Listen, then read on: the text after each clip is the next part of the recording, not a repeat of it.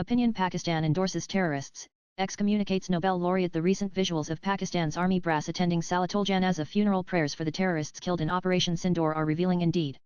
It proves that the line between the armed forces and terrorists, by extension the constituted authority and non-state depredators, has been blurred in Pakistan. This has something to do with the legacy of Islam, which Pakistan could not outgrow despite being a nation-state and a UN member. Pakistan views the terrorists groomed to fight India in Jammu Kashmir as mujahideen, an honorable term in Islam. Mujahid is a warrior in the cause of Islam. Hughes, Dictionary of Islam, p.418. It is the Arabic word for those who wage jihad. The armed forces reflect the ethos of the nation.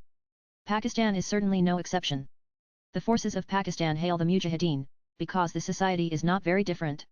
On February 27, 1973, about 3,000 Pakistanis residing in Britain converged at Hyde Park in London to mourn two youths, viz.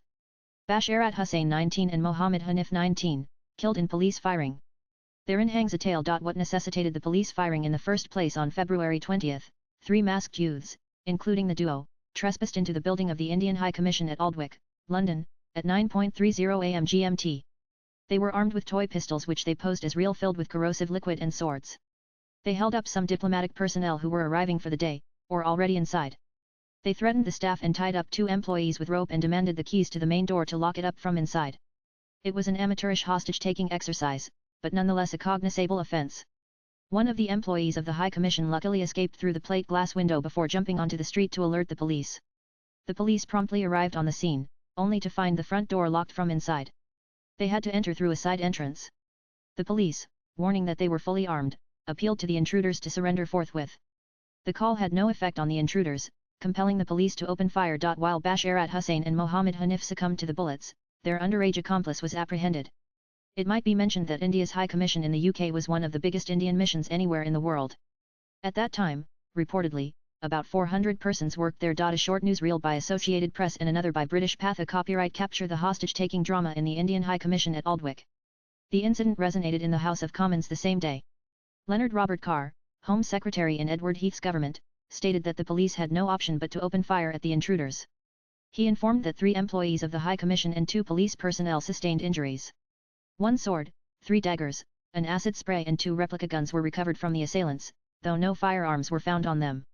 Whereas Carr did not hazard a guess about the motive of the assailants, MRS Jill Knight, MP Birmingham Edgbaston, referred to a vital though imperfect theory that the incident was possibly triggered by growing concern which Pakistanis in this country have for 19,000 civilian prisoners who are still kept under duress by India. It might be remembered that India was still holding around 93,000 Pakistani prisoners of war POWs since the end of the Indo-Pakistani War, 1971.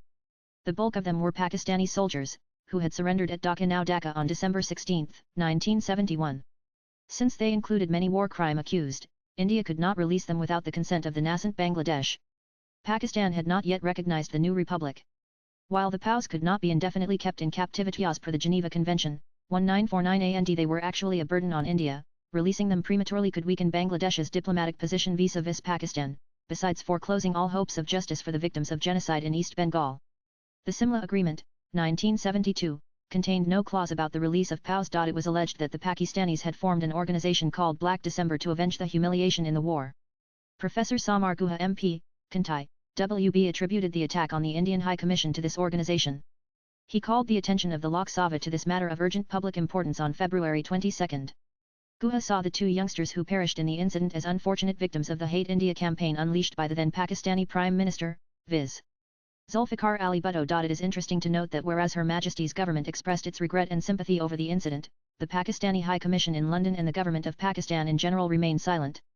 Lal Krishna Advani, while raising the matter in Rajya Sabha on February 22, emphasized the fact that whereas there had not been a single word of condemnation over the incident from the Pakistan government, it had, on the other hand, stepped up its campaign against India on the issue of POWs. Advani also blamed the Black December organization for the incident. Far from condemning the incident, Pakistan apparently eulogized its perpetrators. This would be evident from the number of mourners who thronged to Hyde Park to offer funeral prayers for the slain duo. This took place on February 27, 1973, after the London police released the bodies post-autopsy. There were apparently 3,000 mourners. A British Patha copyright video captures the occasion. There were emotional scenes when the bodies of the slain duo were returned to Karachi in a PIA flight on March 2, 1973. See video. Bouquets, wreaths of flowers and the national flag of Pakistan were placed upon their coffins. Prayers were read, and slogans were chanted by thousands of people who had arrived at the Karachi International Airport. The process of repatriation of POWs began following an agreement signed in New Delhi on August 28, 1973. Whereas from the Pakistani side, Aziz Ahmed, the Minister of State for Defence and Foreign Affairs in Bhutto's government, signed the deal. From India's side, it was Indira Gandhi's special representative, P.N. Haksar. Ali Riaz 2016 explains why Sheikh Mujibur Rahman backtracked on the plan of putting on trial Pakistani military officers accused of grievous war crimes. Out of approximately 93,000 POWs with India, the Bangladesh government identified about 1,100 as suspects, but later pared down the list to a mere 195. However, the Bangladesh government came under intense pressure from various countries, especially the Muslim countries of West Asia, who were yet to recognize Bangladesh, to forestall the trials. On top of it, the fate of about 400,000 Bangladeshis, stranded in Pakistan, hung in delicate balance. Later Prime Minister Bhutto threatened to try many of them, particularly those working in the Pakistani government at that time. As late as 1973, at least 203 Bengali officers were arrested.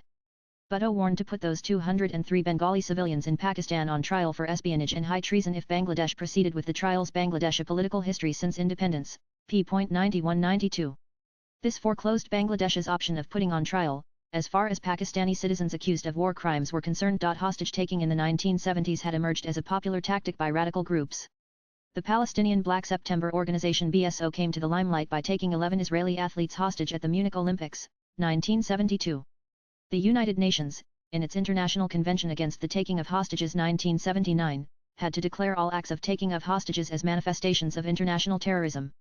The Indian High Commission episode 1973 revealed that Pakistani society, far from condemning such acts, actually endorsed them.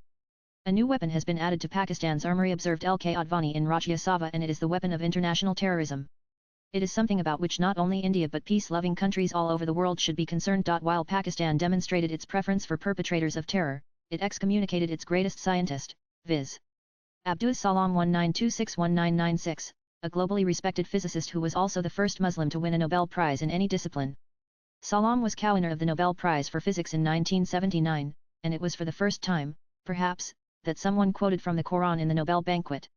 However, by that time his entire community, viz. Ahmadis, had already been excluded from the legal definition of Muslim. The Ahmadiyya Exclusion Act, 1974, that refers to the Second Amendment in the Constitution of Pakistan 1973, debarred Ahmadis from being identified as Muslims as their beliefs militate against the finality of the Prophet. This meant that no Ahmadi could become the President or Prime Minister of Pakistan.